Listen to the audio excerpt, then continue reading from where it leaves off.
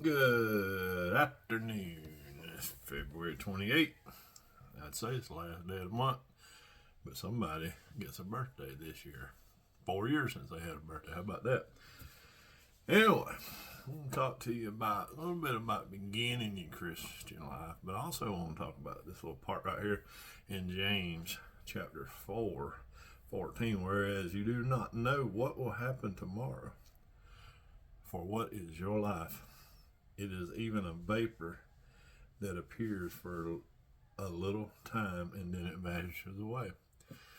When God created us, he threw the amount of days in a little bank account, a life account, if you will.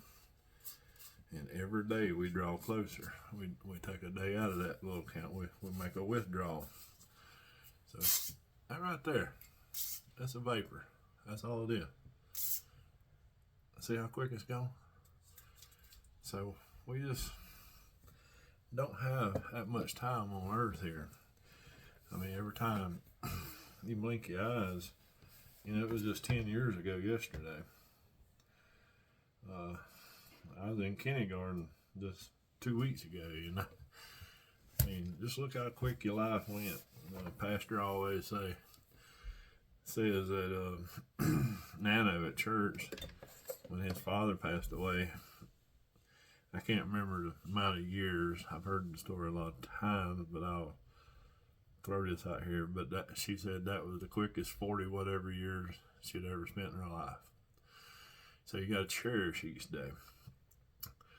Now, I had some youths to get saved. February 3rd at Youth Revival. Dust on me. I get dust on me. I ain't supposed to happen. But we had them to get saved on February 3rd.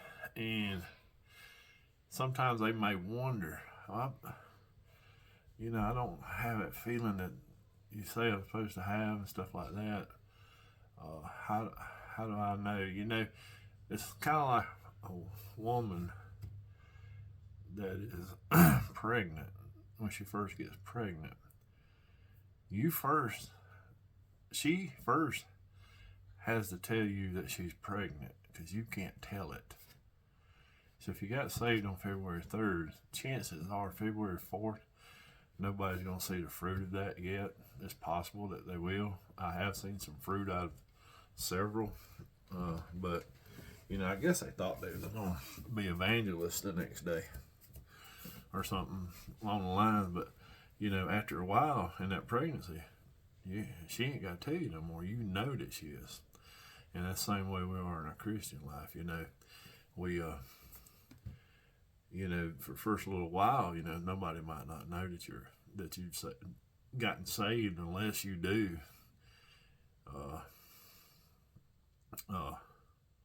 tell them.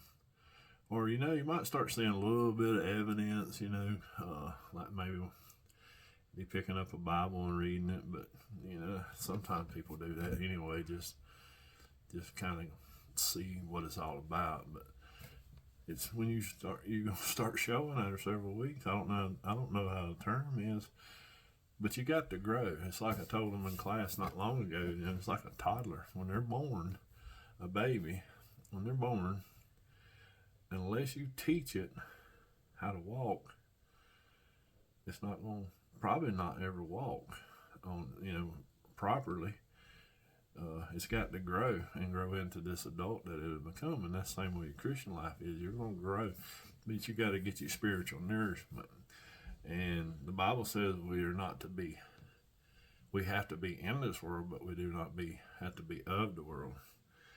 And some people say, that's impossible. How can you be in the world but not be of the world? And that's very simple. The submarine's in the ocean, right? But it's not in the ocean. Nothing can get in if it don't let it in. If you don't open a hatch and let the ocean in, it stays on the outside. So that's kind of what you got to do. You can't let your hatch open. You got to put the armor of God on, keep all that stuff blocked out. Go into Ephesians chapter 6. And learn how to put all your body of armor down, your head shield, breastplate, and your sword and whatnot, to fight off the world. And that's what we do. it's a constant battle. I talk to these kids all the time about it. It's a constant battle of how to handle things, and if you let that little gap open, man, it'll get in there. I've been guilty of it. I've let the world in, and if anybody says they hadn't never slowed down a little bit and let the world in, they've lost their mind. I can tell you right now, I'll call them a liar. Well, I ain't supposed to, but I'll think that they're a liar, because it's just tough. And Jesus was put on earth for one to be a sacrifice, but also to show you he knows what it's like to be of this world. And also give you an example of how we're supposed to be as Christians, even though we'll never be perfect. He came to give you an example of how we are to be Christians. He came to give you, like, hey, here I am. I know what you're going through. You're not alone in this. He's not going to forsake you. I've been on earth as flesh. I know what you're going through. So, and plus he was sent here by his Father to be a sacrifice, to give us a pathway to heaven. That very narrow pathway too, by the way. A lot of people think, well, I'm a Christian. Okay, show me some evidence. I'm saved. Okay, show me some evidence. I mean, a lot of people. I put it this way. Let's put it this way right here. If the United States was as full of Christians as the percentage that says it is, a lot of things that go on in the United States would not be going on. We'd still have 10 Commandments in the school. Well, we would still be praying in school. A lot of stuff. I mean, some of the laws that have been changed.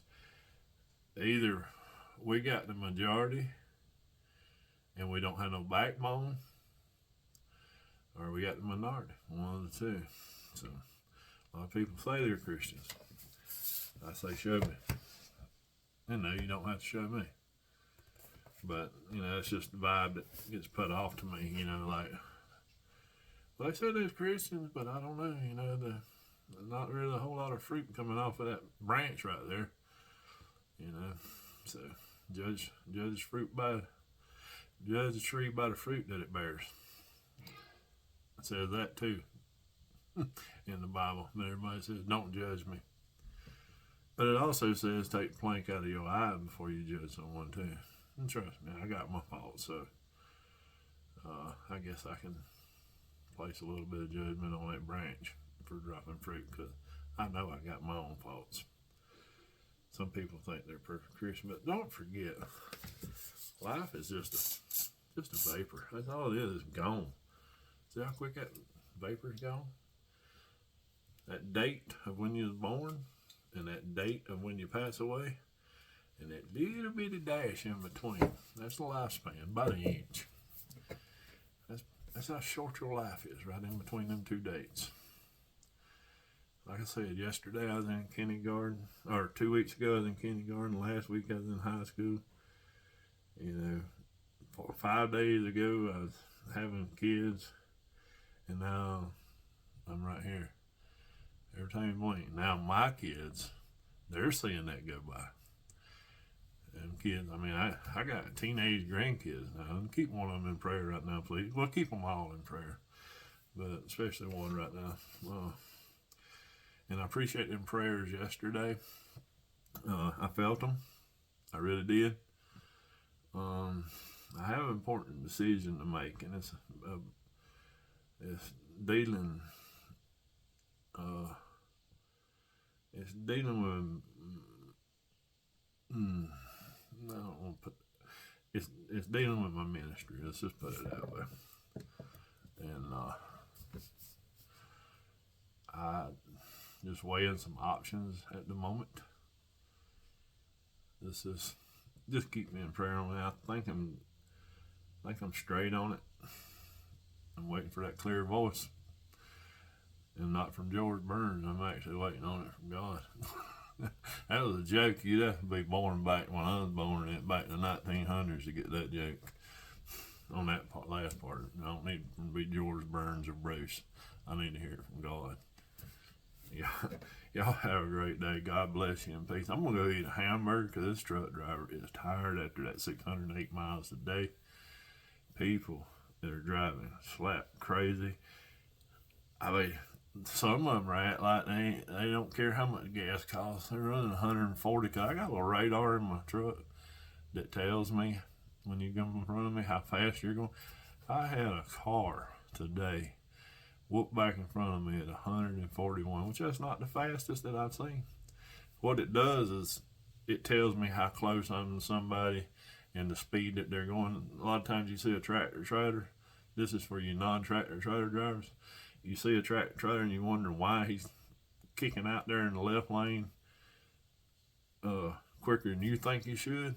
He knows how fast that car in front of him is going.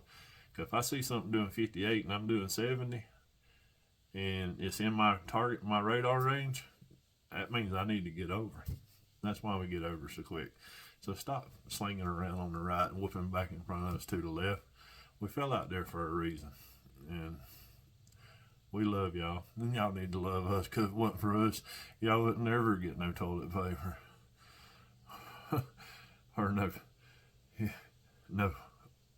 You wouldn't get nothing, to be honest with you, if it wasn't for a truck driver, unless you growed it yourself. Then who's going to get you the seeds? Yeah, think about all that. What a truck driver supplies doctors, police officers, and I don't need you to tell me thank you or nothing. I'm just telling you, realize what a truck driver's doing. We're out there, and I know we're getting there in people's way. I hate to.